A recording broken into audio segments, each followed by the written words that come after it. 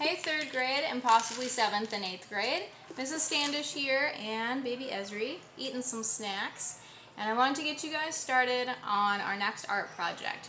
It will take 3 days to complete, so it'll be done just in time for winter break.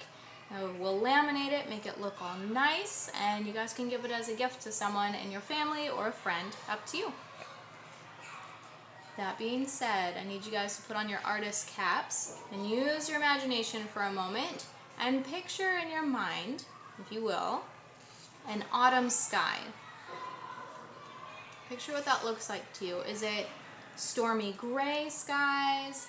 Is it the bright golden sunsets that we get here in the Pacific Northwest? Is it just a bright blue sky? Or is it a blustery gray sky on a windy day? Whatever you guys picture is totally fine, but take a minute to think about that and think about what colors you might use to paint something like that. Okay, hopefully that was enough time. So that's what we're going to be working on today for day 1 of this 3-day art project. We're going to be using watercolors, and it will be a wet on wet technique, which some of you are probably professionals at now, and I'm talking about you guys in 3rd grade. We're going to be getting almost the entire paper wet and using those colors that you were just thinking about to create a wash for the sky in the background. And I did send an email to your guys' teachers, and so maybe you saw what the final project looked like with the ink-blown tree and the leaves speckled on there. This one is one that I was using to show another class. It does not have the awesome background painted in, which is what you guys are working on today. So I'm going to go ahead and flip the camera around and get it set up so I can walk you guys through how to do your autumn skies. Alright, here we are. And if you guys aren't as lucky as I am to have a baby helping you, making your art might be a little bit easier.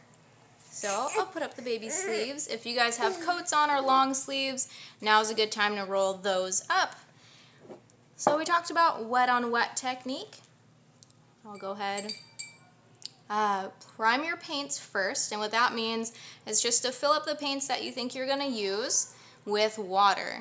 So these are watercolors, and we got to get them really wet. I know sometimes adults say less is more, but in this case, let's go ahead and just put big puddles of water and the colors we think we're going to be using today. And I'll just keep feeding Esri treats along the way. She doesn't seem like she's going to be too helpful in a positive way. Okay, so we have our paints primed, and again, if you guys wanted to do sunsets, that's fine.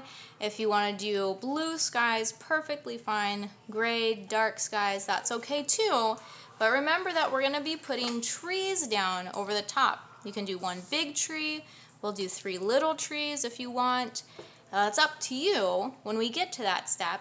But if it's too dark, we won't be able to see the leaves when we speckle the paint over the top of it. So let's go ahead and get started with the background here. This part can go pretty quick.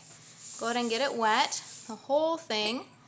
And for my friends who don't want to get their hands wet or don't want to get paint on their hands, it's okay, you can use a paper towel. Just fold it up really nicely. So again, here's our ground, that horizon line. If you want to put it down low at the bottom, that's okay. If you want to put it up a little higher, maybe 2 inches, that's okay too. Don't get the bottom of your paper wet. Just the sky part, okay? And not so wet that it starts falling apart. Just nice and glistening. I don't know if you guys can see that it's glistening in the camera phone. It's all right. Okay, so the colors that I think I want to use are this dark blue color. I'll just kind of run a line. And I want to put a little bit of this purplish blue in there too. I'm going to do some lighter blue.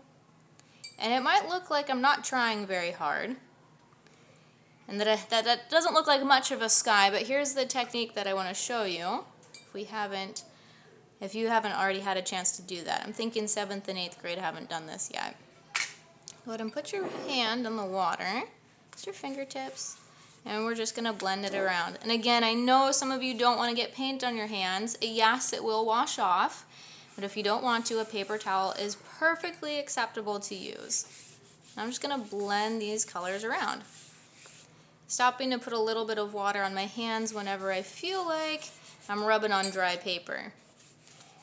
be on the lookout. If you're rubbing too hard or too much, you'll start to get little balls of paper will start to come up.